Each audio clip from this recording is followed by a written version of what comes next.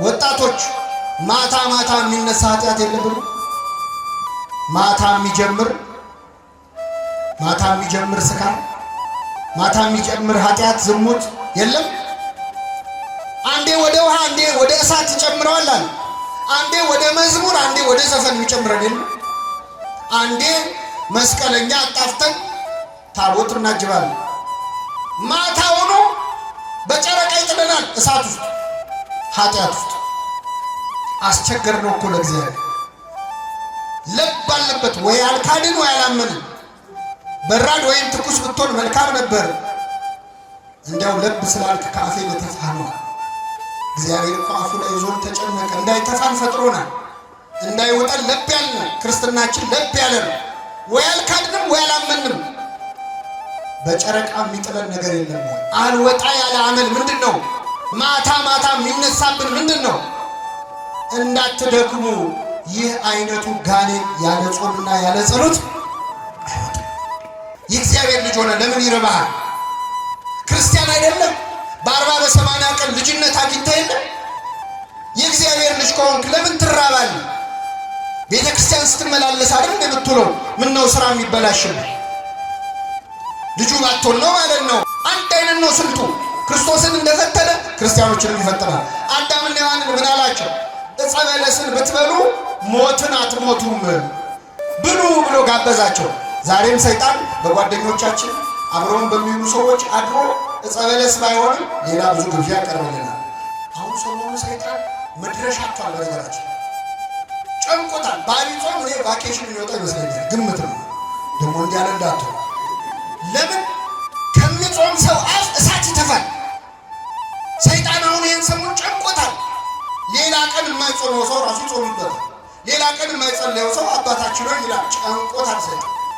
ዐቢይ ጾም መድረሻ ነው የሚያል እያመኑ አለማመን አለ ለካ። ግራ ገባችሁ? ልቀይርና ልንገራችሁ። እጾማለሁ በሉ እስኪ። አለመጾሜን እርዳው። እንጾማለን አንጾም ግን እየጾመን ነው። ስጋ እንበላም፣ የሰው ስጋ ግን እንበላ። አናማም፣ አንዋሽም። አፋችን አይጾምም፣ አንደበታችን አይጾምም። ከስጋ ከእንጀራ ከምግብ ግን ምን እንላለን? ስልካችን ለምን አያርፍም? በአውራ ጣታችን ስንጠለቁለው የምናመሸው ስልክ እሱም ይረፍ እኛም እንረፍ። እስኪ ባትሪውም ትንሽ ሴቪር። አይኔ ጾም እማናየው ነገር አለ እንዴ? እንመርጣለን እንዴ ዘንድሮ? እድሜ የሚላለ እንዴ ዘንድሮ? የምናየውን እንኳን መርጥ። ሁሉ ነገር ደግሞ ገበያ ላይ ነው። አይኔ ጾም ክፉ ከማየት አለ። ጆሮም ደግሞ ይጾም። ድፈኑት፣ መጥጥ አይደለም። የምትመርጡትን ስሙ። እስቲ አይናችሁ መጽሐፍ ቅዱስ ያንብብችን ሰው። እስቲ ቅዱሳት ስዕላትን ይመልከት። መንፈሳዊ ፊልም ተመልከቱበት። ቴሌቪዥን ማረፍ ይበል። ስብከት ስሙበት። እንጹም በአይናችን በጆሮአችን። መዝሙር እንስማስ። ዘፈን የለመደ ጆሮአችን እስቲ ትንሽ ይቀደስ፣ ይፈወስ። እያንዳንዱ ሰውነት ይጹም። ሰው መንፈስ ቅዱስ ሲቀርበው እግዚአብሔርን ይናፍቃል። ሰው መንፈስ ቅዱስ ሲቀርበው ወደ ምድረ በዳ መሄድ ያምረዋል። አሁን በዓመት ውስጥ የሆነ ሰዓት የሆነ ገዳም ሄዶ የማረፍ ፍላጎት ኖሮን አያውቅም? ያውቃል። ሄደን ለአንድ ሳምንት የሚሆን ለ3 ቀን የሚሆን ለ7 ቀን ለ10 ለ14 ቀን ለ21 ቀን እንደው ገዳም ሄጄ ትንሽ አረፍ ልበል የሚል ስሜት ይሰማል። ይህንን የሚያሳስበን ማን ነው? መንፈስ ቅዱስ። አንደበት ይዘጋል ጾም። ወህታ ለአርምሞ ወነቃ ለአንብብ። የእንባ ምንጭ ነች ጾም። ሌላ ቀን ስትዘምር የማይመጣ እንባ፣ ሌላ ቀን ስትጸልይ የማይመጣ እንባ ሰሞኑን ለውጣ እያለ ያስቸግራል። እንባ ታፈልቃለች ጾም። ወጥንተ ሁሉ ገድል ሰናይት፣ የመልካም ሥራ ሁሉ ምንጭ ነች፣ መጀመሪያ ነች። የኃጢአት ፍትወትን ደግሞ ጸጥ ታደርጋለች። ወታጸምም ኩሎ ፍትወታ ተዘሥጋ፣ የሥጋን ምኞት ሁሉ ጸጥ ታደርጋለች ጾም።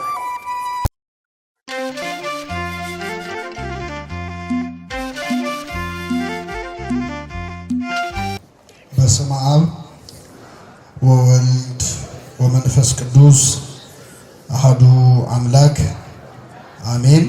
እናማት በስመ አብ ወወልድ ወመንፈስ ቅዱስ አሐዱ አምላክ አሜን።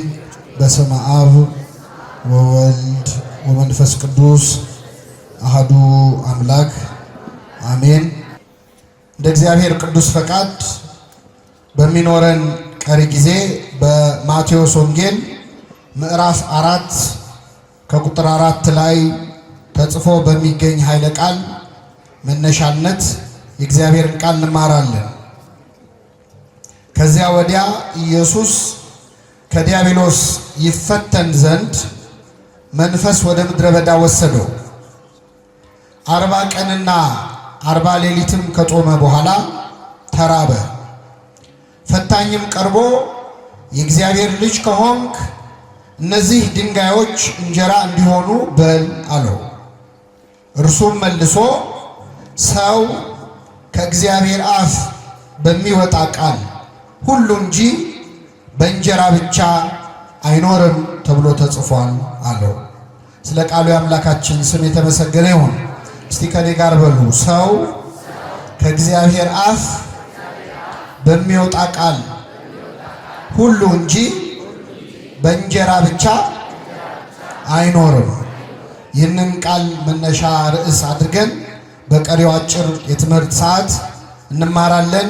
ለአባቶቻችን ለነቢያት፣ ለአባቶቻችን ለሐዋርያት፣ ለአባቶቻችን ለሐዋርያውያን አበው፣ ለሊቃውንት በጉባኤያቸው ተገኝቶ ምስጢሩን ጥበቡን ገልጦ ያስተማረ አምላካችን እኛንም በቸርነቱ እንዲያስተምረን፣ እንዲመክረን፣ እንዲገስጸን የእርሱ ቅዱስ ፈቃድ ይሆንልን። አብይ ጾም ተብሎ ወይም ታላቅ ጾም ተብሎ የሚጠራው ለብዙ ሰው እንደሚመስለው በጾሙ ቀን ቁጥር ርዝመት አይደለም። እርግጥ ነው 55 ቀናት ከፊት ጾመ ሕርቃልን ከኋላ ሰሙነ ሕማማትን ጨምረን ስንጾም ረጅም ቀናት የሚጾም ጾም ነው። ነገር ግን አብይ ጾምን አብይ የሚያሰኘው የዘመኑ ወይም የቀናቱ ቁጥር አይደለም። እንደዚያ ከሆነ ከአብይ ጾም የሚበልጥ በቁጥር በጣም ረጅም ሌላ ጾም የምንጾመው ጾም አለ በቤተክርስቲያን። ይህ ጾም ምንድነው? ጾመ ድህነት ተብሎ የሚጠራው ዘወትር ዓርብና ረቡዕ የምንጾመው ጾም። ስለዚህ አብይ ለመባል ጾመ ድህነትም በቁጥር 88 ቀን የምንጾመው በዓመት ውስጥ። አብይ ጾምን አብይ ያሰኘው አብይ እግዚአብሔር ወአብይ ኃይሉ ብሎ ነቢየ እግዚአብሔር ዳዊት የዘመረለት ልዑል አምላካችን እግዚአብሔር መድኃኒታችን ኢየሱስ ክርስቶስ ራሱ የጾመው ጾም ስለሆነ ነውና ለዚህ ታላቅ ጾም ያደረሰን አምላክ ስሙ የተመሰገነ ይሁን። አብይ ጾም በጣም ገናና ጾም ነው። አብይ ጾም በጣም ትልቅ ትርጉም ያለው ጾም ነው። ከሰባቱ አጽዋማት ደግሞ የሌሎቹ አጽዋማት አክሊል፣ የሌሎቹ አጽዋማት ዘውድ ነው። መድኃኒታችን ኢየሱስ ክርስቶስ ራሱ የጾመው፣ ራሱ የጸለየበት፣ ራሱ ዲያብሎስን ድል የነሳበት ጾም ስለሆነ ገና ሲገባ የሚፈጥረው መንፈስ ያስታውቃል አይደለም። አሁን ሰሞኑን ትንሽ አልተረጋጋችሁ? ከኔ ጋር ናችሁ? ምን ትንሽ ሰላም አላገኘን? ከተማውም ትንሽ ጸጥ ብሏል። አብይ ጾም እንደዚህ ነው። ራሱ መድኃኒታችን ኢየሱስ ክርስቶስ የጾመው ጾም ስለሆነ ሰይጣንም የተቀጠቀጠበት የተዋረደበት ጾም ስለሆነ በራሱ መንፈሱ ገና ሲጀመር ያስታውቃል። እና ይህንን ጾም በእውነት ዲያብሎስን ቀጥቅጠን ድል የምንነሳበት ጾም ያድርግልን አምላካችን ኢየሱስ ክርስቶስ። ለ40 ቀንና ለ40 ሌሊት መጾሙን ነው የማቴዎስ ወንጌል የሚናገረው። ከዚህ በኋላ ይላል ኢየሱስ ከዲያብሎስ ይፈተን ዘንድ መንፈስ ወደ ምድረ በዳ ወሰደው ይላል። ምን ወደ ምድረ በዳ ወሰደው? መንፈስ። መድኃኒታችን ኢየሱስ ክርስቶስ በዮርዳኖስ ወንዝ በዮሐንስ እጅ በትሕትና ወርዶ ከተጠመቀ በኋላ መንፈስ ቅዱስ ወይም ፈቃዱ መንፈሱ ወደ ምድረ በዳ አነሳሳው ይላል። እንግዲህ ጻድቃንን ወደ ገዳም የሚያነሳሳ፣ ሰማዕታትን ወደ ደም የሚያነሳሳ፣ ክርስቲያኖችን ወደ በጎ ምግባር የሚያነሳሳ የማን መንፈስ ነው? የእግዚአብሔር መንፈስ ነው። መንፈስ ቅዱስ ነው። ልክ እንደዚያ ክርስቶስን መንፈስ ቅዱስ አነሳሳው ለማለት አይደለም። ምክንያቱም አብ፣ ወልድ፣ መንፈስ ቅዱስ ስንት ናቸው? አንድ ናቸው። ስለዚህ የራሱ መንፈስ ነው መንፈስ ቅዱስ። ፈቃዱ አነሳሳው የሚል ነው ትርጉሙ። ለእኛ ሲሆን ግን በአጠቃላይ መንፈስ ቅዱስ ወደ ምድረ በዳ ያነሳሳል። ሰው መንፈስ ቅዱስ ሲቀርበው እግዚአብሔርን ይናፍቃል። ሰው መንፈስ ቅዱስ ሲቀርበው ወደ ምድረ በዳ መሄድ ያምረዋል። አሁን በዓመት ውስጥ የሆነ ሰዓት የሆነ ገዳም ሄዶ የማረፍ ፍላጎት ኖሮን አያውቅም? ያውቃል። ሄደን ለአንድ ሳምንትም ይሁን ለ3 ቀንም ይሁን ለ7 ቀን ለ10 ለ14 ቀን ለ21 ቀን እንደው ገዳም ሄጄ ትንሽ አረፍ ልበል የሚል ስሜት ይሰማል። ይህንን የሚያሳስበን ማን ነው? መንፈስ ቅዱስ። ሰው መንፈስ ቅዱስ ሲቀርበው ወደ ምድረ በዳ ይወስደዋል። ለክርስቶስ እንደተነገረው እኛ ክርስቲያኖችም ገዳማዊ ስሜት የሚሰማን እረፍት የመፈለግ ብቻ የመሆን የመጸለይ ፍላጎት የሚመጣው ከመንፈስ ቅዱስ ነው። ሰው መንፈስ ቅዱስ ሲያድርበት ወደ ገዳም መሄድ ወደ ቤተክርስቲያን መሄድ ያምረዋል። መንፈስ ቅዱስ ሲርቀው ደግሞ ገዳም ምን ያደርጋል? ሰው መንፈስ ቅዱስ ሲርቀው ገዳም መሄድ ምን ያደርጋል? ገዳም መሄድ አይደለም ተራራ መውጣት አይደለም ይላል። ይኸው ክርስቶስ ወጥቷል ተራራ ለተራራ በገዳመ ቆሮንቶስ ብቻውን ነበረ። በመነነ በመነኮሰ ባህታዊ በሆነ አይደለም ይላል። ሰው መንፈስ ቅዱስ ሲርቀው ማለት ነው። እግዚአብሔር ቅዱስ መንፈሱን ከሁላችን አያርቅብን። ነቢየ እግዚአብሔር ዳዊት ሲጸልይ ምን አለ? ወመንፈሰከ ቅዱሰ ኢታውፅእ ላይ ቅዱስ መንፈስህን ከእኔ ላይ አትውሰድብኛል። ዳዊት መንፈስህን አታርቀው ያለው ለምን እንደሆነ ታውቃላችሁ? መንፈስ ቅዱስ የራቀው ሰው አይቷል። ዳዊት በዓይኑ አይቷል።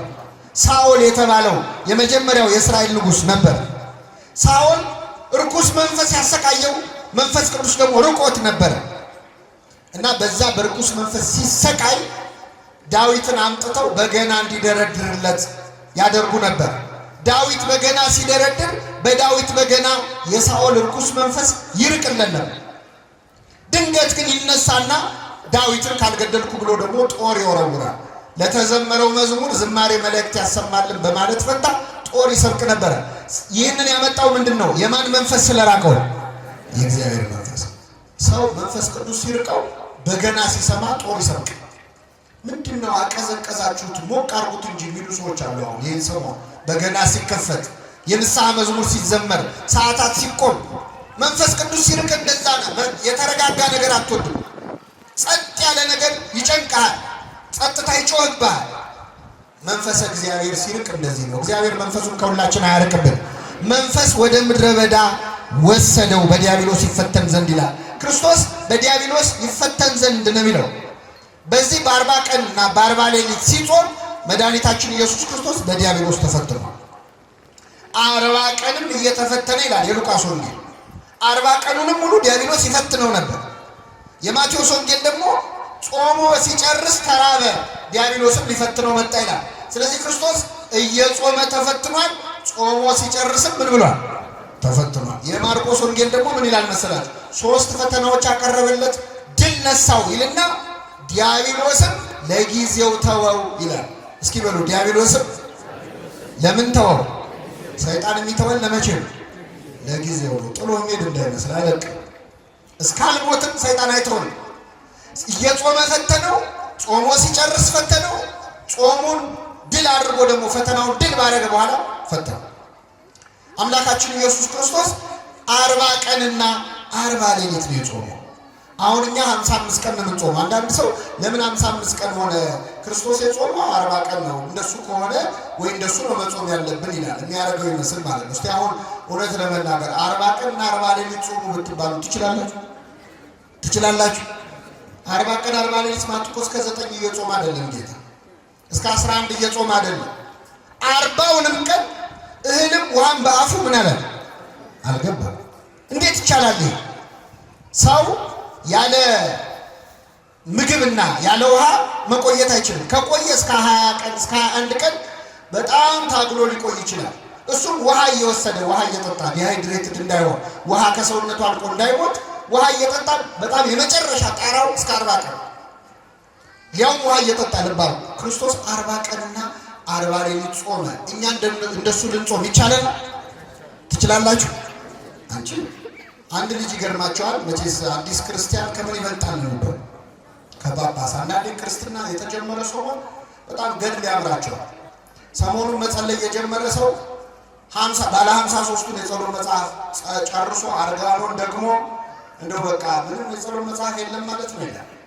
የጀማመረ ሰሞን እና እንደዚህ አይነት እንደው ጀማሪ ክርስቲያን አይነት ነበርና ይሄን መቼስ ሁላችንም በእድሜያችን አድርጎን አይተነዋል። በልበል የሚል ጊዜ አለ። በቃ እስከ 12 ሰዓትም ጾመ። አሁን የታዘዘ ጾም አለ። አብይ ጾም የመጀመሪያውን ሳምንት የምንጾመው እስከ 11 ሰዓት፣ ከዛ በኋላ ከሁለተኛው ሳምንት አንስቶ እስከ ኒቆዲሞስ እስከ 9 ሰዓት ነው ጾም። ከዛ የመጨረሻው እስከ ምሽቱ 1 ሰዓት ነው። እነዚህ የተረፉትን ሰዓታት ቁጭ ብላችሁ ስታሰሏቸው 88 ይሆናል፣ 86። እነዚህ ሰዓታት በበዓለ ሀምሳ የማንጾማቸውን ዓርብና ረቡዕ የሚያካክሱ ናቸው። ከዛ ውጭ ግን ከአቅም በላይ መጾም፣ ከአቅም በላይ መብላት ትክክል አይደለም። እና አንዳንድ ሰው በቃ እንደዚህ የሚችል ይመስለዋል። እና አንድ ልጅ ይገርማቸዋል። ገዳም ሄደና ሱባኤ ሊይዝ በዚህ በዐቢይ ጾም ለ40 ቀን ሊቆይ ነው አለ። በጣም ጥሩ በዓት ስጡኝ አለ። ተሰጠው።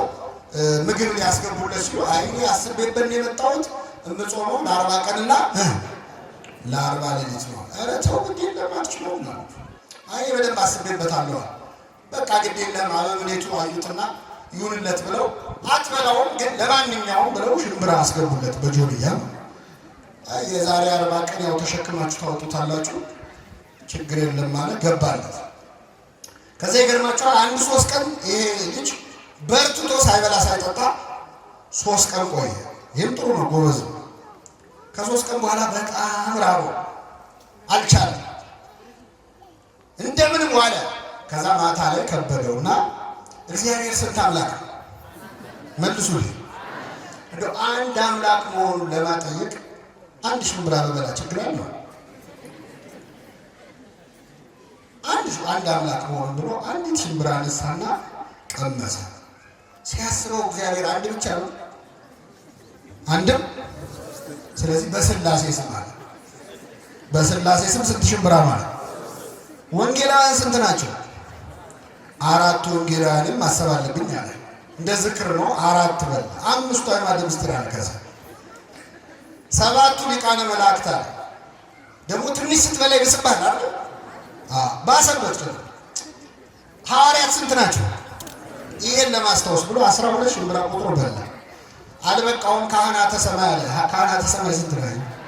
4ቱ ካህናተ ሰማይ አለ። አልበቃው።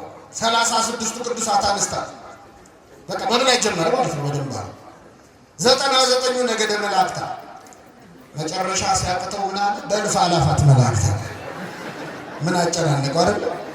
ምንድናችሁ ነው? ማር ይስሐቅ የተባለ መጽሐፍ እስመኔነ በጊዜ ጽጋ ይመስለነ እንዘልቅ ጸዊመ በጠገብን ጊዜ በምስኪ መጾም የምንችል ይመስለናል። አሁን ዛሬ እራቱን ጥርቅ አድርጎ የበላ ሰው ነገ እስከ ስንት ሰዓት ነው የምትጾመው ብትሉት ነገ አልበላም ይላል። ስትጠግብ የሚርባ አይመስልም። ይሄ በነገራችን ላይ በምግብ ብቻ አይደለም፣ ሹመትም ስልጣንም ያልተሾመ ሰው የተሾመን ሰው ሲያይ አቤት እኔ በዛ ቦታ በሆነ ኖሮ ስንት ነገር አስተካክል ነበር። ገንዘብ የሌለው ሰው ድሃ የሆነ ሰው ገንዘብ ያለው ሰው ሲያይ አቤት እግዚአብሔር ነው ገንዘብ ለማይሆን ሰው ነው የሚሰጠው፣ ለእኔ ቢሰጠኝ ስንት ችግር ፈታበት ነበር፣ ስንት ድሃ ረዳ ነበር። በተራብክ ጊዜ መጾም የምትችል ይመስልሃል የተባለ ያልተሾመ አቤት። አሁን የኢትዮጵያ እግር ኳስ እውነት ለመናገር እንደ ተመልካቹ ቢሆን ኖሮ ከዓለም አንደኛ መሆን አልነበረብንም?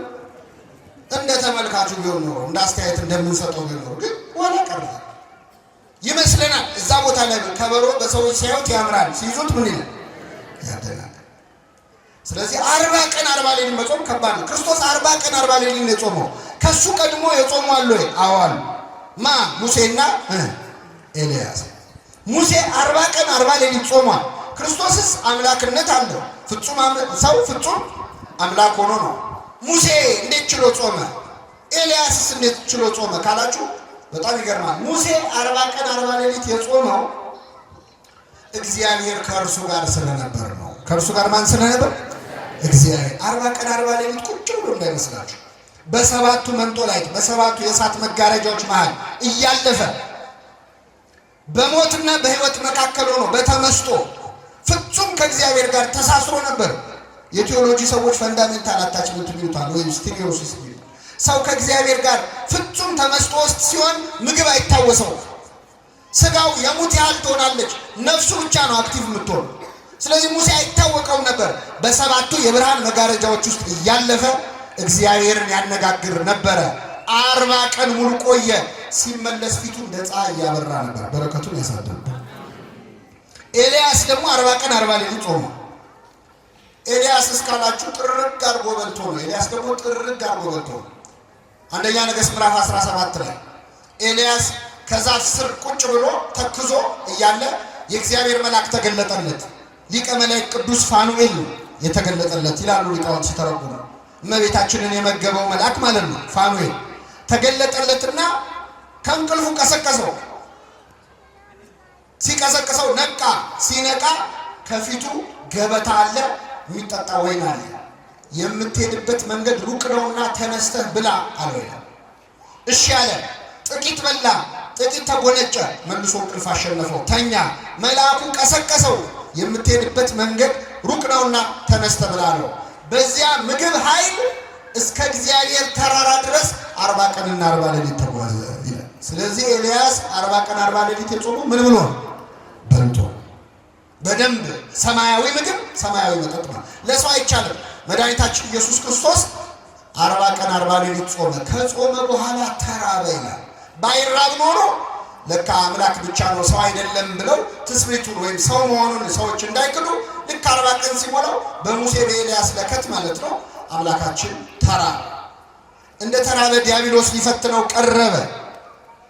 ዲያብሎስ ሊፈትነው ፈታኝም ቀርቦ ይላል የእግዚአብሔር ልጅ ከሆንክ እስኪ በሉ የእግዚአብሔር ልጅ ከሆን እነዚህ ድንጋዮች እንጀራ እንዲሆኑ በሉ። የማን ልጅ ከሆን? ይኸውላችሁ ጌታችን ሲጠመቅ ማቴዎስ ወንጌል ምዕራፍ 3 ላይ ከዚህ አንድ ምዕራፍ ወደ ኋላ ስትሄዱ በዮርዳኖስ ወንዝ ላይ ሲጠመቅ እግዚአብሔር በደመና ሆኖ ተናግሮ ነበር። የምወደው ልጄ ይህ ነው ብሏል። ሰይጣን እችን ሰምቷል። ስለዚህ ክርስቶስ አምላክ መሆኑን ገና አላወቀም። መስቀል ላይ ነው የሚያውቀው ሰይጣን። በትክክል አምላክነቱን አያውቅም። ግን የእግዚአብሔር ልጅ የምትል ሲሰማ የሰው ልጅ ሰው ነው፣ የእንስሳም ልጅ እንስሳ ነው፣ የእግዚአብሔር ልጅ እግዚአብሔር ነው። የባህሪ ልጅ ሊሆን ይችላል ወይስ የጸጋ ልጅ ነው እንደ እስራኤላዊነቱ ብሎ ግራ ገባው። ስለዚህ የእግዚአብሔር ልጅ ከሆን ካለ በጥርጣሬ የእግዚአብሔር ልጅ ከሆን እነዚህ ድንጋዮች ዳቦ እንዲሆኑ በል አለ። በነገራችን ላይ ሰይጣን ንቀት ነው መሰለን ሲፈትነን ዛሬም ድረስ ብዙ ስልት አይቀየርም። ይገርማችኋል። እስኪ በሉ የእግዚአብሔር ልጅ ከሆን እነዚህን ድንጋዮች ምን አድርግ? እንጀራ አድርግ፣ ዳቦ አድርግ። አሁን ዛሬም እንደዚህ አይነት ፈተና ይፈትነናል እኮ ሰይጣን። አንቺ የእግዚአብሔር ልጅ ሆነሽ ለምን የምትቸገሪ? የእግዚአብሔር ልጅ ሆነ ለምን ይርባሃል? ክርስቲያን አይደለም በ40 በ80 ቀን ልጅነት አግኝተህ የለ? የእግዚአብሔር ልጅ ከሆንክ ለምን ትራባለህ? ቤተ ክርስቲያን ስትመላለስ አይደል የምትውለው? ምን ነው ስራ የሚበላሽብህ? ልጁ ባትሆን ነው ማለት ነው ይላል ሰይጣን። አንድ አይነት ነው ስልቱ። ክርስቶስን እንደፈተነ ክርስቲያኖችንም ይፈትናል። አዳምና ሔዋንን ምን አላቸው? ዕፀ በለስን ብትበሉ ሞትን አትሞቱም ብሉ ብሎ ጋበዛቸው። ዛሬም ሰይጣን በጓደኞቻችን አብረውን በሚውሉ ሰዎች አድሮ ዕፀ በለስ ባይሆንም ሌላ ብዙ ግብዣ ያቀርብልናል። እስከ ዛሬ ድረስ ዕፀ በለስን አልቀመስከውም ይላል። ዕፀ በለስ ላይሆን ይችላል። ወጣቶችን መጠጥ ጠጥተህ አታውቅም? እስከ ዛሬ አልቀመስከውም? እስቲ አንዴ ቅመሰው። አትሞትም እኮ ምን ትሆናለህ ይላል። የዛሬ 7000 ዓመት የፈተነው ፈተና አሁንም ይደግመዋል። አንድ አይነት ነው። ስለዚህ እግዚአብሔር ልጅ ከሆንክ ብሎ ክርስቶስን ፈተነው። እያንዳንዳችንን ልጅነታችንን እንድንጠራጠር እግዚአብሔር እውነት አባት ከሆነ ለምን እንዲሆናል? ለምን ይደርስብኛል? ለምን መከራ? ለምን እታመማለሁ ይላል ሰው። የእግዚአብሔር ልጅ ሆኜ እንዴት ይታመማል? ለምን ነው የማትታመመው? ልጁን የማይቀጣ አባት አለ አለ እንዴ? የለም። ወላጆቻችን ይጠቅማል ላሉት ነገር ይቀጡን ነበር። እግዚአብሔር ግን ከቅድስናው እንድንካፈል ለጥቅማችን ይቀጣናል ይላል ቅዱስ ጳውሎስ። ለጥቅማችን ይቀጣናል። እግዚአብሔር የሚቆነጥጠን ወደሱ እንድንቀርብ ልጆቹ ስለሆንን ነው። አቤት በመከራ ምክንያት ስንት ሰው ፈጣሪውን አገኘ። በበሽታ ምክንያት ስንት ሰው ከእግዚአብሔር ተዋወቀ። እግዚአብሔር የለም የሚሉ ሰዎች እኮ ጸበል ቀጂ የሆኑት በበሽታ ምክንያት። እግዚአብሔር በመከራ ይጠራናል።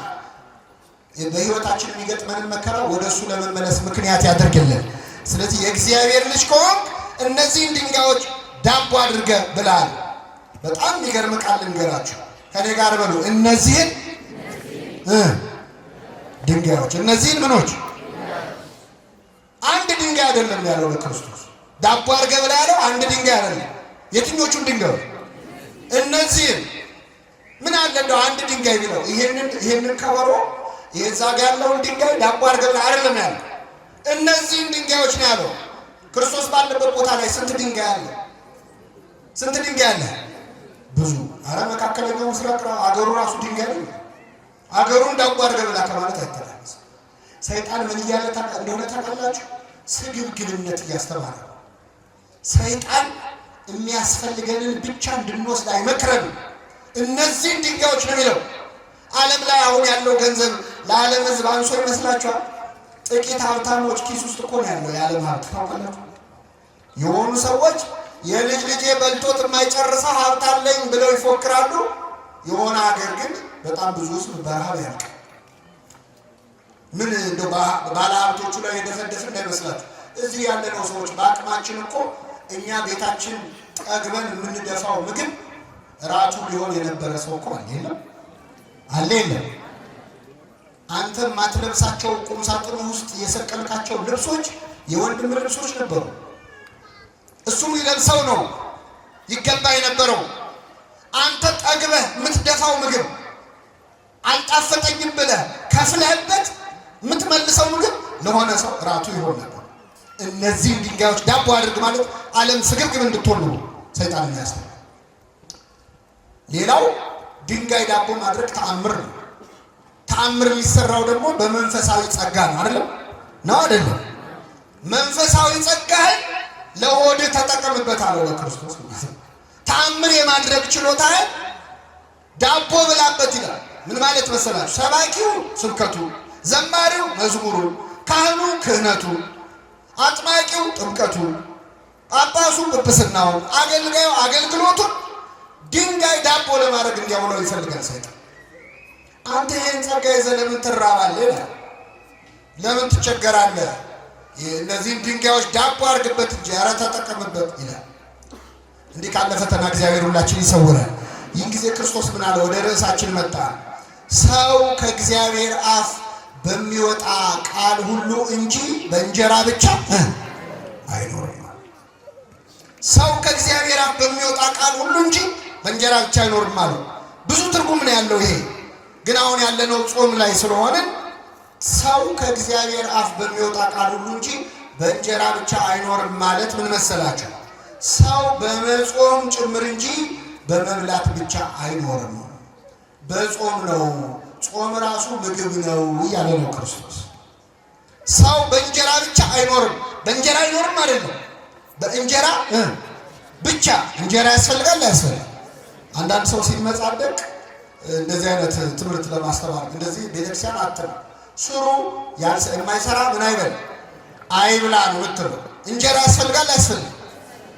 አንዱ ገዳም ሄደና አባ ስልዋኖስ የሚባሉ አባት ያሉበት ገዳም ሄዶ እና ስራ እንስራ ይሉታል መነኮሳቱ። ያው መነኮሳት ስራ ይሰራሉ አይደል? ስራ ያጣ መነኩሴ ምን ያደርጋል? አትፍሩ አይዟችሁ። ለመሰላችሁ ቆሞ ቀዶ ካልሰፋ ሰይጣን ሌላ ስራ ይሰጠዋል። ሰይጣን የሚሰጠው ስራ ኃጢአት ስለሆነ ደህናውን ቆም ቀዶ ሊሰፋ ይሻላል።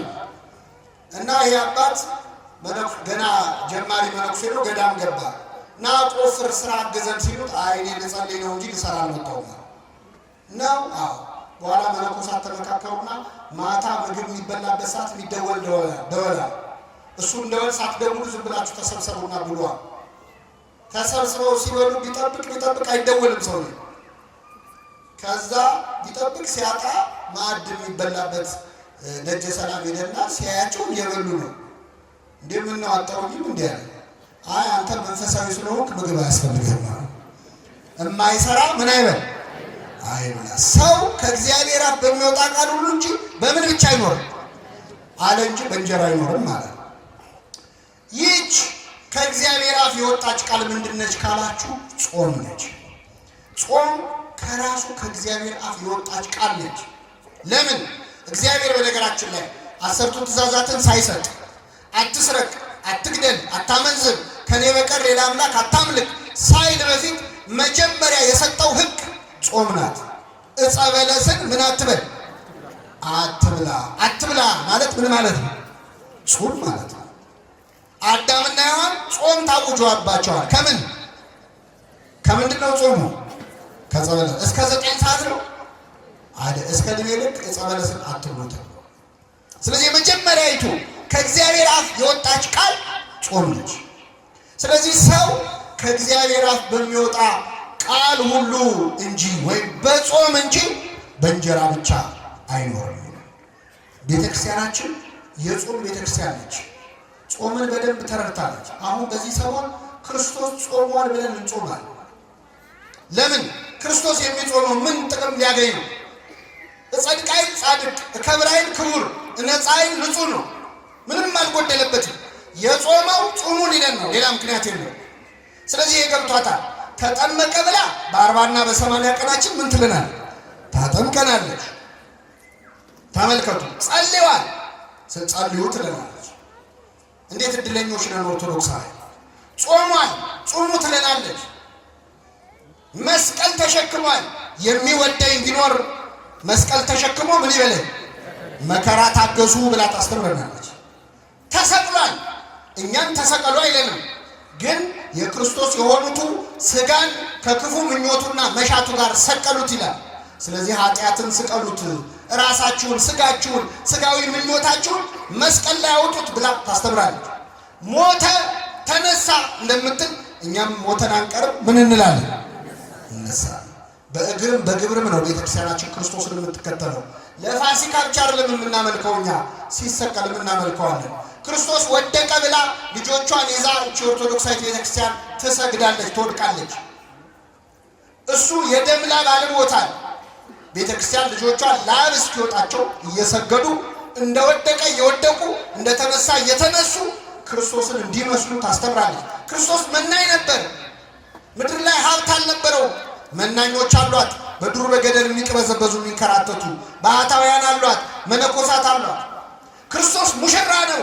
ቤተክርስቲያን ሙሽራይቱ ነች፣ እሱ ሙሽራ ነው።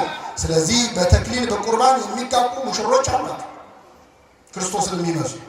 በሁሉ ነገር ክርስቶስን መምሰል የቤተክርስቲያን ዓላማ። አሁን ሰሞኑን እንጾማለን፣ እሱ ስለ ጾም ነው እንጾም። በጣም የሚገርመው ሁሉም ባይሆኑ አንዳንድ ጎረቤቶቻችን ጌታ ጾሞልናል፣ ስለዚህ እኛ አንጾምም ይላል። ጌታ የጾመው እኛ እንዳንጾም ነው የሚለው። ተስማማላችሁ? ምመና ጌታ ጾሞልናል የሚሉ ሰዎች የምንጠይቃቸው ምንድነው? ጌታ ምድር ላይ ያለ ምግብ በልቷል አልበላም? አልበላም። ውሃ አስጠጥቷል አልጠጣም? እንቅልፍስ ተኝቷል አልተኛ? ስለዚህ ጌታ ጾሞልናል ብለው የማይጾሙ ሰዎች ጌታ እንቅልፍ ተኝቶልናል ብለው ማቆም አለባቸው። እንቅልፍ ለምን ይተኛሉ? ጌታ ተኝቶልናል። ምግብ ለምን ይበላሉ? ጌታ ምን ብሎልናል? በልቶል። እንዴ መርጦ ነው እንዴ? ከመሃል ጾሟን ብቻ ነው እንዴ ጾሞልናል የሚባል? ብዙ ነገር አድርጎልናል እኮ። አራያ ሊሆነ ምሳሌ ሊሆነ ክርስቶስ በነገራችን ላይ ጾም ያስፈልጋል አያስፈልግም የሚለውን ጥያቄ አልመለሰው፣ ዘለለው። ምን እንዳለ ታውቃላችሁ? ማቴዎስ ወንጌል ምዕራፍ 6 ላይ ጾም ያስፈልጋል ወይስ አያስፈልግም የሚለውን ጥያቄ ዘለለውና ስትጾሙ አለ። ምን ስትሉ? ያው መጾማችሁ አይታወቅም። ክርስቲያን ከሆናችሁ ምን ትላላችሁ? ስለዚህ ስትጾሙ እንደ ግብዞች አትሁኑ አለ። መጾም ጥያቄ ውስጥ አይገባም። ራሱ ጾም ያስፈልጋል አያስፈልግም የሰይጣን ጥያቄ። ክርስቶስ ዘለለውና ስትጾሙ ብሎ አፈጻጸሙ ላይ ነው ማብራሪያ የሰጠው እንጂ መጾምማ የማይቀር። የእኛ ቤተክርስቲያን መንፈሳዊት ክርስቶሳዊት ቤተክርስቲያን ስለሆነች ሰበብ እየፈለገች ነው ጾም፣ ሰበብ እየፈለገች። አሁን ጌታ ጾመ ብላ ታጾመናለች። ትንሽ አረፍ ታደርገና ደግሞ ሐዋርያት ጾመዋል ብላ ታጾመናለች። ትንሽ አረፍ አድርጋ ደግሞ ፍልሰታ ታጾመናለች። ልክ እንዴት ነው ወላጆች ታውቃላችሁ፣ ምግብ ሲያጎርሱ እችን ጉረስና የመጨረሻ በቃ ከዚህ በኋላ አትጎርስም የሚሉት ነገር አለ። ቤተክርስቲያን ጾምን እንደ ምግብ ነው የምትሰጠን። አንዴ ተፈታ አንዴ ተያዘ ያለች እያረሳሳች ማለት ነው። እቺ አጭር ነች፣ በቃ 3 ቀን ነው፣ አይዞ ነነዌ ነው። እችን ብቻ ቅመስና ከዚህ በኋላ አትጾም ትላለች። ወይ 3 ቀን ነው 2 ጾም አለ። አንድ 9 ቀን 10 ቀን ካረፍክ በኋላ ደግሞ አብይ ጾም ብላ ትመጣባለች። የመጨረሻ እያለች ነው። የዚህ ቤተክርስቲያን ልጆች ስላደረገን ስሙ የተመሰገነ ነው። ለመብላት አይደለም ሰበብ የምትፈልገው ለመጾም ነው ቤተክርስቲያን። በጣም የሚገርም ነገር ልንገራችሁ። አንድ ሰው በበሽታ በጾም በሽታ ቢታመም በህመሙ ምክንያት መጾም ካልቻለ እንዳይጾም ይፈቀዳል እንዲበላ። የሚገርመው ግን በስርዓተ ቤተክርስቲያን ያ ሰው ከዛ በሽታ እንደማይድን እርግጥ ከሆነና የሚሞት ከሆነ ቤተክርስቲያን በቀረው ዕድሜ እንዲጾም ነው የምታለው። እንዲጾም እስኪሞት ይብላ ሳይሆን እስኪሞት ምን ይበል ይጾም። ጥቅሙ ስለገባት ነው። ጾም የዋዛ ነገር እንዳይመስላችሁ። ጾምን ማሪሳቅ ምን ይላታል? እማ ለጸሎት የጸሎት እናት ናት ጾም። የማይጸልይ ሰው ጸሎት የሚጀምረው ሰሞኑን ነው። ቤተክርስቲያን የማይሄዱ ሰዎች ብዙ ጊዜ ቤተክርስቲያን የሚሄዱት መቼ ነው? በጾም ወቅት ነው። እማ ለጸሎት የጸሎት እናት ነች ጾም። ወእህታ ለአርምሞ ለዝምታ ደግሞ እህት ነች። ሌላ ቀን አፉ የማይዘጋ ሰው እኮ በጾም ወቅት ዝም ይላል፣ ሲርበው ጸጥ ይላል። አንደበት ይዘጋል ጾም። ወእህታ ለአርምሞ ወነቃ ለአንብዕ የእንባ ምንጭ ነች ጾም። ሌላ ቀን ስትዘምር የማይመጣ እንባ፣ ሌላ ቀን ስትጸልይ የማይመጣ እንባ ሰሞኑን ለውጣ እያለ ያስቸግራል። እንባ ታፈልቃለች ጾም። ወጥንተ ኩሉ ገድል ሰናይት የመልካም ስራ ሁሉ ምንጭ ነች፣ መጀመሪያ ነች። የኃጢአት ፍትወትን ደግሞ ጸጥ ታደርጋለች። ወታጸምም ኩሎ ፍትወታ ተዘስጋ የስጋን ምኞት ሁሉ ጸጥ ታደርጋለች ጾም። በአንድ ሀገር የተፈጸመ ታሪክ ልንገራችሁ። አንዲት ሴት ባል ታገባለች እና ባሏ መርከበኛ ደግሞ ስራው ልክ እንደ አውሮፕላን ፓይለት ደርሶ መመለስ በ2 በ3 ቀን አይችልም። ስለዚህ ይሄድና 6 ወር ቆይቶ ይመለሳል፣ ዓመት ቆይቶ ይመለሳል። እና ይቺ ሴት እንደዚህ ስትኖር ከቆየች በኋላ ባሏ ወደ ሩቅ አገር ሄደ፣ ለዓመት ማለት ሲሄድ የባሏ የቅርብ ጓደኛ የሆነ የባሏ ሚዜ የሆነ ሰው ደግሞ አብሯት እዛ ከተማ ላይ ይኖራል እና ይቀራረባል። በኋላ ይቺ ሴት በዝሙት መፈተን ትጀምራለች።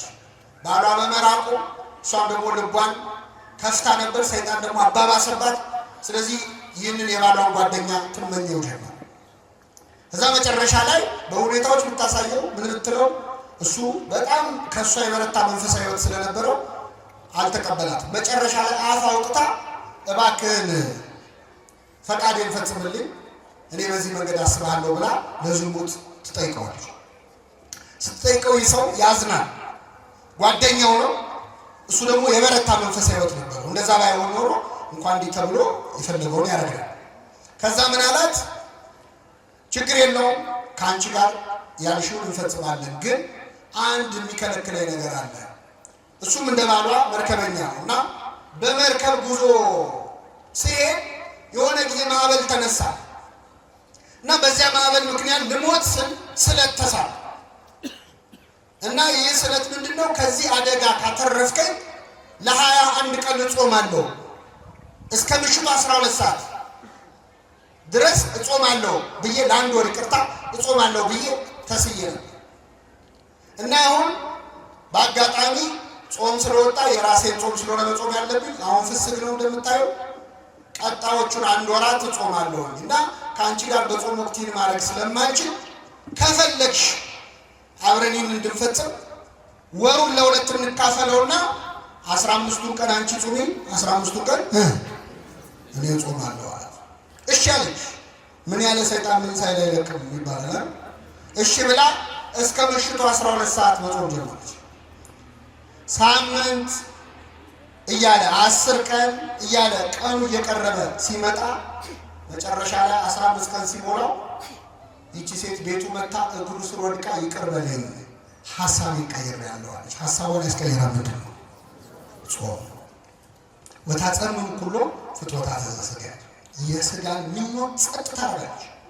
አሁን ሰሞኑ ሰይጣን መድረሻ አጥቷል። በነገራችን ጨንቆታል። በአብይ ጾም እኔ ቫኬሽን የሚወጣ ይመስለኛል፣ ግምት ነው ደግሞ እንዲያለ እንዳትሉ።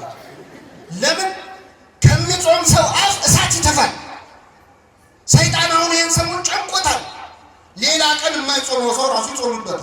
ሌላ ቀን የማይጸለየው ሰው አባታችን ነው ይላል። ጨንቆታል ሰይጣን። አብይ ጾም መድረሻ ነው የሚያውቅ። ችግሩ ሲፈታ አብረን እንፈታለን። ችግሩ እሱ ነው። እግዚአብሔር ሲፈታ አብሮ ከመፈታት ይሰውራል። ግን እችን ሰሞን መድረሻ ያጣል። ኃይል የምናገኝበት ወቅት ነው ጾም፣ አብይ ጾም። በተለይ ደግሞ ለምክንያት ከጾማችሁ በተለይ እግዚአብሔር ከመጾማችን በላይ የጾምንበት ምክንያት ነው የበለጠ ደስ የሚለው። ዝም ብሎ ከምግብ ከጥሉላት መባለት ከስጋ ከቅቤ መከልከል እሱ መጽሐፍ ቅዱስ ላይ ያለ ነው፣ እናደርገዋለን። እሱ አልከለከለንም። ቅዱስ ያሬድ ግን ዓይንም ይጾም ይላል። ምን ይጾም? አሁን ሰሞኑን ሆዳችን ይጾማል፣ ዓይናችን ይጾማል። እስቲ ስልካችን ለምን አያርፍም? ሰሞኑን ስልካችን ለምን አያርፍም? በአውራ ጣታችን ስንጠለቁለው የምናመሻው ስልክ እሱም ይረፍ፣ እኛም እንረፍ። እስቲ ባትሪውም ትንሽ ሴቨር። ዓይን ይጹም። እማናየው ነገር አለ እንዴ? እንመርጣለን እንዴ? ዘንድሮ እድሜ የሚል አለ እንዴ? ዘንድሮ የምናየውን እንኳን መርጥ። ሁሉ ነገር ደግሞ ገበያ ላይ ነው። ዓይን ይጹም ክፉ ከማየት አለ። ጆሮም ደግሞ ይጹም። ድፈኑት፣ መጥጥ አይደለም። የምትመርጡትን ስሙ። እስቲ ዓይናችሁ መጽሐፍ ቅዱስ ያንብብችን ሰው። እስቲ ቅዱሳት ስዕላትን ይመልከት። መንፈሳዊ ፊልም ተመልከቱበት። ቴሌቪዥን አረፍ ይበል። ስብከት ስሙበት። እንጹም በዓይናችን በጆሮአችን። መዝሙር እንስማ እስቲ። ዘፈን የለመደ ጆሮአችን እስቲ ትንሽ ይቀደስ፣ ይፈወስ። እያንዳንዱ ሰውነት ይጹም። እንዲህ ሲሆን እግዚአብሔር ደስ ነው። አለዚያ ግን ምን አይነት ጾም ነው የጾማችሁት ይላል እኮ ትንቢተ ኢሳይያስ ምዕራፍ 58 ላይ። እንዴት አይነት ጾም ነው የጾማችሁት? ለካ ጾሙም እግዚአብሔር ማሳዘናል። ከዚህ ሰውር ምን አይነት ጾም ነው የጾማችሁት ይላል እግዚአብሔር። ምን አይነት ስብከት ነው የሰበካችሁት? ምን አይነት ቅዳሴ ነው የቀደሳችሁት? ምን አይነት አገልግሎት ነው ይላል ለካ እግዚአብሔር። እንደዚህ ከመባል ይሰውር። ለምንድን ነው መጾም ያለብን? ይህንን ነግሬያችሁ አበቃለሁ። ክርስቶስ ለምን መጾም እንዳለበት ሲናገር ስለ ጽድቅ የሚራቡና የሚጠሙ ብፁዓን ናቸው። ስለምን? ስለ ጽድቅ። እለ ይርህቡ ወይጸሙ በእንተ ጽድቅ፣ በእንተ ጽድቅ፣ ስለ ጽድቅ ብለው። ብዙ የጾም ምክንያት አለ። ሰው ለምን ይጾማል? አንዳንድ ሰው ለሌላ ሰው ለመታየት ብሎ ይጾማል ይላል ክርስቶስ። እንደ ግብዞች አትጾሙ፣ በሰው ሊታዩ ይጾማሉ አለ። አብረዋችሁ የሚሰሩ ሰዎች ሲጾሙ ስታዩ አቤት ያሳፍራል፣ እኔ ከመሃል ተለይቼ መብላት የለብኝም ብሎ ሰው እንዲያየው ይጾማል። ለታይታም ይጾማል። በጣም እየጾሙ ግን ሰው ካላየ ቅርም ይላቸው። ካላወሩ በሽምብራ ሊጾሙ ይችላሉ ሰዎች። እንደው በቃ ይችን አብይ ጾም ቆሎ እየበሉ እየጾሙ ግን ሰው እንዲሰማ ይፈልጋል። በቀጥታ በሽምብራ ጾማለሁ አይሉም። በተዘዋዋሪ ነግሯል። አንተ ሽምብራ ትወድ እንዴ ይላል። በቀደም ለዚህ ለጾም ብዬ ስገዛ ይሏል። አንድምታው የምጾመው በምንድን ነው ነው እወቁልኝ ማለት። የአንዳንድ ሰው ጽድቁን ያወራል። እኔ ጥሎብኝ ለድሃ መርዳት ወዳለሁ፣ ግን እረዳለሁ ብዬ ማውራት አልወድም የሚሉ ሰዎች ምን እያደረጉ ነው? አይገርም? ትሕትናውም እንዳይቀር ትዕቢቱም እንዳይቀር እጅ ታጥቦ ኃጢአት መስራት እንደ ጲላጦስ ማለት ከደሙ ምንድን ነኝ ያለ ትሑትም ነኝ ትዕቢተኛም ነኝ። እና ጾም ለታይታ ሲጾም ደስ አይለውም እግዚአብሔር። እንደ ግብዞች አትጾሙ፣ ለሰው ልትታዩ አትጾሙ አለ እግዚአብሔር። እንዲያች ይሄ አዋጅ ጾም ነው። አሁን አብይ ጾም ሰው እንዳያይ ብለህ ብላ እያልኩ አይደል እኮ እውነት ነው ብሎ ሄዶ ይበላል አይደል? ይሄ አዋጅ ነው። ጾም ኳል ጾም ኮሱ አይደለም። ግን ሐሳብ የምታደርግበት ምክንያት ለታይታ ከሆነ እግዚአብሔር ያዘ። አንዳንዱ የሚጾምበት ምክንያት ለቁጠባ ይጾማል። አሁን አንዳንድ ሰው አብይ ጾም ሲገመጣ በቃ የቁርስ ወጪን ዘጋውላል፣ ምሳም የለም። እንዲህ አይነቱ ሰው በምሳው የከበረ ይሉታል አባቶቻችን። በምኑ የከበረ? በቃ አብይ ጾም መጣ ወጪ ቀነሱ አይደለም። የምትበላው ለድሃ ስትሰጥ ነው ጾም ነው። እንደዛ ሲሆን ነው ደስ የሚለው እግዚአብሔር። እህቶቻችን ይቅርታ አድርጉልኝ፣ በርካታ እህቶቻችን ለተክለ ሰውነታቸው ማማር ብለው ይጾማሉ። አይጾም አንጀታቸው እስኪጣበቅ ውሃ ብቻ እየጠጡ ለውበት ማለት ነው። ሲያጌጡ መላመቱ ይባላል። ለውበት ብለው አንጀታቸው ይሄ የጽድቅ አይደለም፣ ዳይት ነው እንጂ ፋስቲንግ አይባልም። ይሄ ጾም አይደለም፣ እግዚአብሔር አይከብርበትም። ምን ሲሆን ነው እግዚአብሔር ደስ የሚለው? ስለ ጽድቅ ስንጾም፣ እግዚአብሔርን ሽተን ስንጾም፣ ይቅርታውን ምሕረቱን ሽተን ስንጾም፣ ይህንን ጾም የይቅርታ ያድርግልን። እስቲ አሁን ለምንድን ነው የምትጾሙት? በዚህ ጾም የትኛውን ችግር ልትፈቱ ነው? ምንድነው አሁን በዚህ ጾም የምታስተካክሉት? ጾም ሲገባ በነገራችን ላይ በአጀንዳ ነው መጾም ያለባችሁ። በዚህ ጾም ይሄን ጉዳይ ጨርሳለሁ ብላችሁ ጾሙ። መጽሐፍ ቅዱስ ላይ የተጾሙ አጽዋማት በሙሉ አጀንዳ አላቸው። ክርስቶስ የጾመው ለአራያ ነው፣ ለእኛ ምሳሌ ሊተው ነው። ዲያብሎስን ድል ሊነሳ ነው፣ ፈጽሞት። ነቢያት ጾመዋል፣ ውረድ ተወለድ ሊሉት ነው፣ ወረደ ተወለደ፣ አጀንዳ ነው። እና አስቴር ጾመዋል፣ የነነዌ ሰዎች ጾመዋል፣ ምህረት ፈልገው ነው፣ አግኝተዋል። በአጀንዳ ነው የጾሙ። ገንዘብ አልበረክት ያላቸው ሰዎች የጾሙ አሉ መጽሐፍ ቅዱስ ላይ። እስቲ ገንዘቤን አበርክተው ተብሎ ይጾሙ። አንዳንዴ ደሞዛችሁ የት እንደገባ ግራ ይገባችሁ። ብር እጃችሁ ላይ ብትን ይላል። ሰው ምን አድርጎብኝ ነው? አዙረውብኝ ነው፣ አስደግመውብኝ ነው አትበሉ። ጾም ዝም ብሎ ያስተካክላል። የትኛውንም ድግምት የትኛውንም መተት ጾምና ጸሎት ድል ሊነሳው ይችላል። ይችላል። አትጨነቁ። የማይፈታ ችግር የሚፈታው በጾም። ይህን እኛ አይደለም ያለ። በዚህ በማቴዎስ ወንጌል ምዕራፍ 17 ላይ አንድ ታሪክ ተጽፏል። ብዙ ጊዜ ማቴዎስ 17 ሲባል እኛ የምናስታውሰው ጌታችን 3 ደቀ መዛሙርቱን ይዞ ወደ ረጅም ተራራ ወጣ ይላል። ጴጥሮስ፣ ዮሐንስን እና ያዕቆብን ታቦር ተራራ ላይ ፊቱ እንደ ብርሃን እንደ ፀሐይ አበራ፣ ልብሱ እንደ በረዶ ነጭ ሆነ። ይህን ታሪክ እናውቃለን። ጌታ ወደ ተራራ የወጣው 3 ሐዋርያት ይዞ ነው። 3 ሐዋርያት ሲወጡ ስንት ይቀራሉ? 9 ይቀራሉ። 9 ደቀ መዛሙርት ከተራራው ስር ነበሩ። አንድ ችግር ገጥሟቸው ጭንቀት ላይ ነበሩ። ይገርማቸዋል። እዛ ብርሃን እየበራ ነው፣ እነሱ ጨለሙበት። ምን መሰላችሁ? አንድ ሰውዬ ጋኔን የተያዘ ልጁን ይዞ ወደ ክርስቶስ መጣ እንዲፈወስለት። ይዞት መጣ። ጌታ 3ቱን ደቀ መዛሙርት ይዞ ተራራው ጫፍ ላይ ያሉት ደቀ መዛሙርት ስንት ናቸው? ደቀ መዛሙርቱ ደግሞ አጋንንት የማውጣት ስልጣን አላቸው። ሄደው አጋንንት ስለ ስም ተገዙልን ብለው መጥተው ለክርስቶስ ነግረውታል። አጋንንት ስለተገዙላችሁ ደስ አይበላችሁ፣ ስማችሁ በሰማያት ስለተጻፈ ደስ ይበላችሁ ብሏቸው። ስለዚህ አጋንንት ያወጣሉ። ስለዚህ ጌታ ባይኖርም ተማሪዎቹ ደቀ መዛሙርቱ ያወጡልኛል ብሎ ይህ ሰውዬ አመጣውና ያንን ልጅ እባካችሁ ይህንን ርኩስ መንፈስ አስወጡልኝ፣ ልጄ በጨረቃ ይጥለዋል አለ። በምን ይጥለዋል? ማታ ማታ ሲመሽ እያነሳ ይጥለዋል። አንዴ ወደ እሳት አንዴ ወደ ውሃ እያነሳ ያፈርጠዋል። አብሮት ያደገ ጋኔን ነው አለ። አብሮን ያደገው ከህፃንነቱ ጀምሮ እስካሁን ያሰቃየው እና እባካችሁ ይህንን ጋኔን ገስጻችሁ አስወጡልኛል። ይገርማችኋል። ይህ ጋኔን 9 ደቀ መዛሙርት ቢሉት ቢሰሩት አልወጣም። ስንት ሆነው? መልሱልኝ። ደግሞ ምን አይነት ክፉ ጋኔን እንደሆነ ልንገራችሁ። ማለት የጋኔን ጥሩ የለው፣ ግን ይሄ ክፉነቱ አይሰማም፣ አይናገርም። ምን አይነት የት ነው ያዝከው ስትሉ አይሰማም። መች ነው የምትወጣው ስትሉ አይመልስም። ደንቆሮም ነው፣ ዲዳም ነው። ውጣ ቢሉት ወዲያ ቢሉት ለ9 እምቢ አለ። ይህን ጊዜ ጸሐፍት ፈሪሳውያን እዛ ቆመዋል። መሳቅ ደግሞ 9 ሆኖ አቃታቸው ብለው ነው። አሁን ምዕመናን እዚህ ጉባኤ ላይ ርኩስ መንፈስ ያለበት ሰው በጣም ቢረብሽ፣ እዚህ የረበሸውን ርኩስ መንፈስ ያለበት ሰው አምጥተን እዚህ ያሉ 9 ካህናት ውጣ ቢሉት አልወጣም ቢል እናንተ ምን ታስባላችሁ? አዲስ አበባ ውስጥ እኮ ቄስ የለም። ድሮም እኛ እናውቀዋለን ነው። ድሮ ቀረ ካህን ምን ነው አይደል? ካህን የለም ነው ለ9 ወዲህ ቢሉት ሌላ ቀን እንኳን ጋኔን ያወጡ ሐዋርያት እኮ ናቸው። ይገርማቸው። ሌላ ቀን ያወጡታል። አሁን ግን እምቢ አሉ። ከዛ ይሁድ ይሾካሾካሉ፣ ይስቃሉ። ሐዋርያት 9 ሽምቅቅ ብለው ቆመዋል። ጋኔኑ ልጁን ያንፈራፍረዋል። ይህ ሲሆን ጌታ 3 ደቀ መዛሙርቱን ይዞ ብርሃነ መለኮቱን ምን እያለ ነው?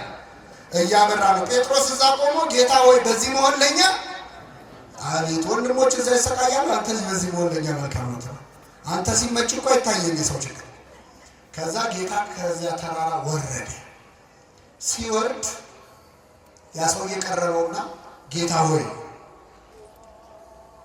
ልጄን ወደ ደቀ መዛሙርት አመጣሁት፣ ሊፈውሱት ግን አልቻሉም። ቢቻ ቢቻልህስ ልጄን ፈውስልኛል። ምን ቢልህስ? ለማን ነው ቢቻልህስ? ለክርስቶስ ቢቻልህስ ይባላል። ለእግዚአብሔር ምን የሚለው የለም።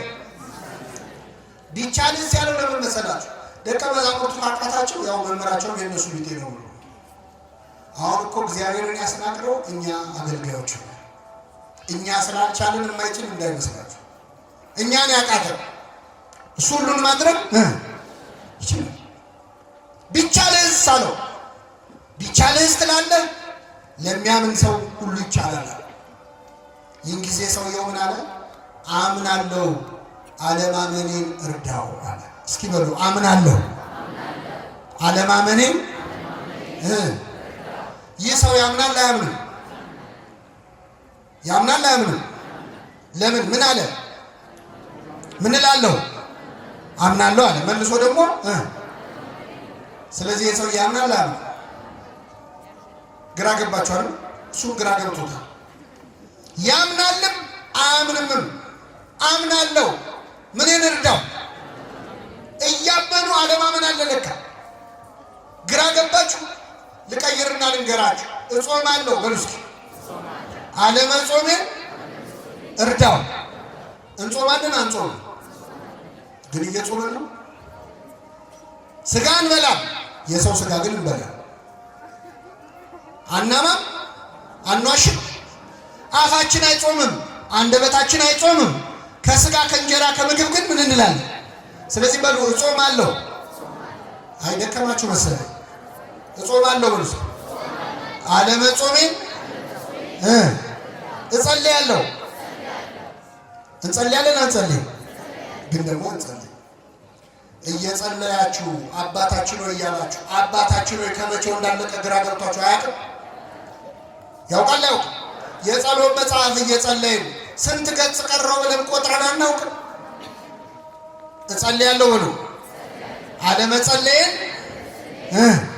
እየጸለዩ አለመጸለይ፣ እየዘመሩ አለመዘመር፣ እየቀደሱ አለመቀደስ። አምናለሁ አለማመኔን እርዳዋለሁ። ይህን ጊዜ ጌታ ምን አለው? የማታምን ትውልድ ሆይ እስከ መቼ ከእናንተ ጋር እኖራለሁ አለ። አመጣው፣ ውጣ አለው። ጋኔኑ ወዲያውኑ ወጣ። ህዝቡ ሁሉ ወደ ቤቱ ሄደ። 9 ደቀ መዛሙርት ቅድም ለ9 እምቢ አላቸው አላልኳችሁ? 9 ወደ ጌታ መጡ። ጌታ ሆይ እኛ ልናወጣው ያልቻልነው ለምንድን ነው አሉት። ለምን አቃተን? 9 ሆነን ለምን አቃተን ሲሉት ስለ እምነታችሁ ማነስ ነው። ነገር ግን አለ ይህ አይነቱ ጋኔን ያለ ጾምና ያለ ጸሎት አይወጣም። ዝንቱ ዘመን ይወጥ ዘእንበለ በጾም ወበጸሎት። ይህ አይነቱ የጋኔን ወገን እንግዲህ አጋንንቱ እኩል አይደሉም። ከዋነኞቹ አለቆች ወደቁ አሉ። ሳጥናኤልን የመሰሉ ደግሞ ከታች ወደቀ ተራ መልአክ አለ። እንዲህ አይነቱ ወገን እንዲህ አይነቱ ነገድ ያለ ጾም እና ያለ ጸሎት አይወጣም። ከኔ ጋር ናችሁ ምዕመናን? አሁን እኛ እዚህ ይህንን ትምህርት የምትሰሙ ምዕመናን አልወጣ ያለ ጋኔን የለብንም? እስቲ አስታውሱ። ከልጅነት ጀምሮ እምቢ ያለ አልወጣ ያለ ችግር መጀመሪያ እስቲ ሀገራችን ኢትዮጵያ አልወጣ ያለ ጋኔን የለባት? አንዴ ወደ እሳት አንዴ ወደ ውሃ ይጨምረዋል ተብሏል። ሀገራችን ኢትዮጵያ አንዴ ወደ ሰላም አንዴ ወደ ጦርነት የሚጨምር ጋኔን የለባት? አለባት። አንድ ሰሞን እፍ ብለን በፍቅር እንላለን፣ ጥቂት ቆይተን እንጋደላለን። መቼ ነው የምናርፈው? የዚች ሀገር ሰላም መቼ ነው የሚመጣው? ያቺ ሴት መታ ጨርቁን ነክታ ደሟን ቀጣ። ሌላ ደሟ የፈሰሰው ለስንት ዓመት ነበር? አቤት! የኢትዮጵያ ደም ለስንት ዓመት ፈሰሰ? መቼ ነው የሚቆመው የኢትዮጵያ ደም? እንደው ከኛ መሃል የጌታን ጨርቅ የሚነካ ሰው ጠፋ? የሚጋፋ አይደለም፣ ብዙ ሰዎች ተጋፍተዋል። ኃይል ከኔ ወጥቷል እንዲህ የሚያደርግ አንድ በእምነት ጨርቁን የሚነካ ጠፋው። ምንድነው? እንደ ሀገር አለቅ ያለን ጋኔን። ይህንን ጾም አለቅ ያለንን ጋኔን የሚያወጣ ያደርግልን። በግላችንስ አልወጣ ያለ ሰይጣን የለም? ከልጅነታችን ጀምሮ አለቅ ያለ ልጄ ማታ ማታ ይነሳበታል በጨረቃ አለ። አንዴ ወደ ውሃ አንዴ ወደ እሳት ይጨምረዋል አለ። ወጣቶች ማታ ማታ የሚነሳ ኃጢአት የለብንም? ማታ የሚጀምር ስካር፣ ማታ የሚጀምር ኃጢአት ዝሙት የለም? አንዴ ወደ ውሃ አንዴ ወደ እሳት ይጨምረዋል አለ። አንዴ ወደ መዝሙር አንዴ ወደ ዘፈን የሚጨምረን የለም? አንዴ መስቀለኛ አጣፍተን ታቦት እናጅባለን። ማታ ሆኖ በጨረቃ ይጥለናል እሳት ውስጥ ኃጢአት ውስጥ። አስቸገር ነው እኮ ለእግዚአብሔር። ለብ አለበት ወይ አልካድን ወይ አላመንን። በራድ ወይም ትኩስ ብትሆን መልካም ነበር። እንዲያው ለብ ስላልክ ከአፌ ልተፋ ነው። እግዚአብሔር እኮ አፉ ላይ ይዞን ተጨነቀ። እንዳይተፋን ፈጥሮናል። እንዳይወጣን ለብ ያለ ክርስትናችን ለብ ያለ ነው። ወይ አልካድንም ወይ አላመንም። በጨረቃ የሚጥለን ነገር የለም ወይ? አልወጣ ያለ አመል ምንድነው? ማታ ማታ የሚነሳብን ምንድነው? እንዳትደክሙ ይህ አይነቱ ጋኔን ያለ ጾምና ያለ ጸሎት አይወጣም። አሁን ያለንበትን ጾም ሁላችንም መጾም ያለብን የሆነ ችግር ለመፍታት ነው። አምላካችን ይህንን ታላቅ ጾም ኃይለ አጋንንትን ድል የምንነሳበት ከኛ ሊርቅ ያልቻለው ዝተን አለቀን ያለ ሱስ፣ አለቀን ያለ ኃጢአት፣ አለቀን ያለ ልማድ የምንላቀቅበት ጾም ያድርግልን። የሰማነውን በልቡናችን ያሳድርብን።